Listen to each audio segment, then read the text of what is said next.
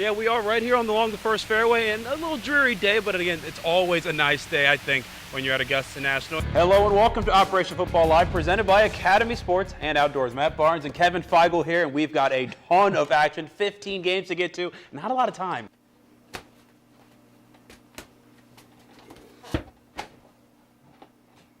Yeah, so what does a sportscaster do when there are no sports? Well, one turns poetic, and in the holiday spirit, I've made some changes to a classic Christmas poem, News 12 sports style. Enjoy. Big note right now, UNC Aiken forward Josh Dollard not going to dress, not going to play, and that's big because he averages 16 points and 8 rebounds for the Pacers, so look out for that.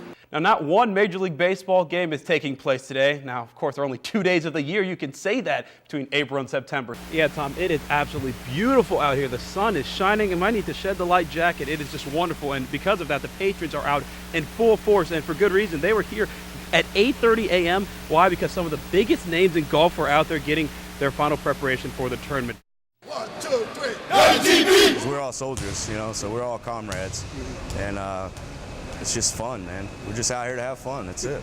It's not often you see members of the armed forces battling each other, but on this night, that's exactly what's happening on the basketball court. I think it's getting together and just having a good time. Especially after the Fort Hood incident, it's about being resilient. And it's the same thing when you get injured, it's about being resilient. Sergeant Jeanette Thompson and Specialist David Montgomery know something about being resilient. Both are war veterans and both are unable to walk, but that's not slowing them down one bit. That's why they got involved in wheelchair basketball. The first thing that I heard was always what I can't do. You know, you can't run, you can't walk, you need to sit, and that was mentally devastating. And now, you know, there's nothing that I can't do if I don't put my mind to it. My body will follow regardless of what's not working or not. I don't like to lose, you know what I'm saying? So I go 110%, you know, and it's just the way it is. And I mean, regardless if I'm in a wheelchair or I'm not in a wheelchair, you know, I'm still trying to give 110%. Both soldiers are part of the Warrior Transition Battalion, who on this night challenged sergeants to a wheelchair basketball game. But this game was not all about winning. It teaches us to respect that disability and also realize that that disability does not make that person any less whole and that they can't go on with their lives. And so with every dribble and every basket, these soldiers proved that despite their disability, they still have plenty of ability left. Now since I have this, it's like a whole new doors open up for me, you know. It's mentally and physically made me it's making me a better person now. From Fort Gordon, Matt Barnes, News 12 Sports. Wind, wind, and more wind. Oh, and it's pretty cold too. So far at Augusta National, all players have been trying to do is perfect their game, but this brutal weather is making it tough. It's going to be very difficult this morning, so you can't really take into account where the ball's going to go. You know, you just want to go check out the greens and just get familiar with the golf course. You know, this is about as tough as, you know, you'll see it around here. Cold, windy. You know, the first hole will probably hit 2 woods into it and probably won't even get there. Keeping warm is a challenge for every one of the golfers. Jackets, hats, and gloves were seen all throughout the day as golfers did whatever they could to stay warm. Yeah, don't let the sun fool you. It's cold out here, and it's not just affecting the golfers, but the caddies as well.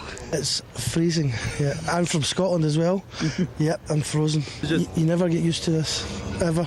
It's cold. Unlike the players, though, the caddies get an extra layer of protection in the white coveralls. Yeah, it helps, but it's this cold, it goes right through you.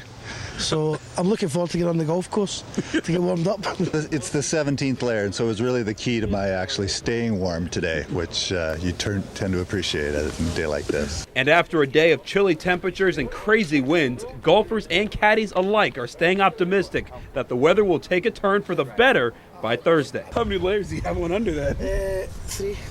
Three layers. Yep, just today. But after, I think the weather forecast's good for the week, so I'll be taking this off. We'll have some room. The Masters may be the top professional golf tournament in the country, but the Palmetto Amateur may be the best amateur tournament thanks to the tough golf course at the Palmetto Golf Club, which is short but very, very tough. First round action today. Jordan Bird, he's a Clemson grad and a current assistant coach. Tough birdie putt on 16. Oh, that's well done. Into the cup.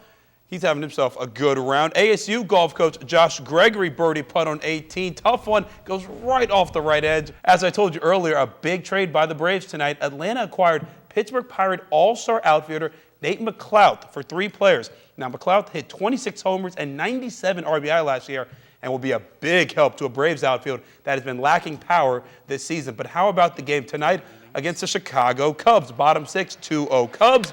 Brian McCann goes the other way, and that'll work. Just like that, it is 2-1. Bottom of the 7th, runner on first. Chipper Jones, he's doing this his whole career, delivers the big hit. This time an RBI double nearly goes over the wall. Good thing it didn't, because it'll bring home Gregor Blanco. 11th inning we go, though. Extras, and Micah Hopfowl with a pinch hit bloop to left. Run scores, and the Cubs win. Final score, 3-2. You know, in most sports, when you hit age 35, it's time to start thinking about retirement. But for Paralympian Scott Winkler, that's not an option right now. He still has more records to break. There we go. That flew nice. Scott Winkler's motto is, if you believe it, you can achieve it. And now, 6 years since being paralyzed in Iraq, Winkler is doing just that. I mean, it's what you make out of life. I mean, everybody has ups and downs in life. Some people don't know how to react from it. And if you can find an outlet and accept it, you can accomplish a lot in life. Winkler's accomplishments as a Paralympian speak for themselves. He's the world record holder in the shot put and holds American records in the shot put and discus. But nothing beats qualifying for the 2008 Paralympics in Beijing. It's a lot of stress and struggle to get there, you know, a lot of doubting, but getting there was the greatest feeling in the world. Winkler was hoping to bring back gold from Beijing, but instead finished in 5th place. Yeah, I was a little disappointed at first, but you know what? I made another American record, my best PR, and I'm still just growing in time. That brings us to today, with Winkler working hard to get ready for the London Games in 2012. And while teaching me his technique proved to be difficult, there you go. It's pretty far. It's not easy. Why not? I'll give you that. It ain't easy. It's all part of his ultimate goal in life, to inspire people. I mean, the records, that's for everybody in the country. And it gives someone to look up to. It's like, okay, well, if he can do this, so can I. And that's the main key in life. I mean, there's someone out there bigger and better than you are, and you just got to try your hardest and don't give up. Finally tonight, here's the Skins game at the Memorial Tournament, Dublin, Ohio. Tiger and Jack among the players. 18th hole, player closest to the pin wins the final skin. Tiger Woods, what do you think? It doesn't get closer to the pin than if it's in the bottom of the cup. Look at the sly smile like, I guess I'm okay. He still got it. That'll do. He still got it. Closest to the pin, he hit the pin. Yeah, it went in. It didn't even go, it just. But are you surprised? No. No, exactly. How about that? Yeah. Good stuff. Here we are on a beautiful sunny afternoon, and we're trying to teach kids how to play croquet. That's a lot harder than it sounds, though. You see, croquet is not a simple game. It involves everything from aim to focus to finesse. You're trying to hit in the middle. That's hard, but it keeps going on the edge. That's the hardest spot for me. The ball. Since it's so heavy, you have to hit it with more power.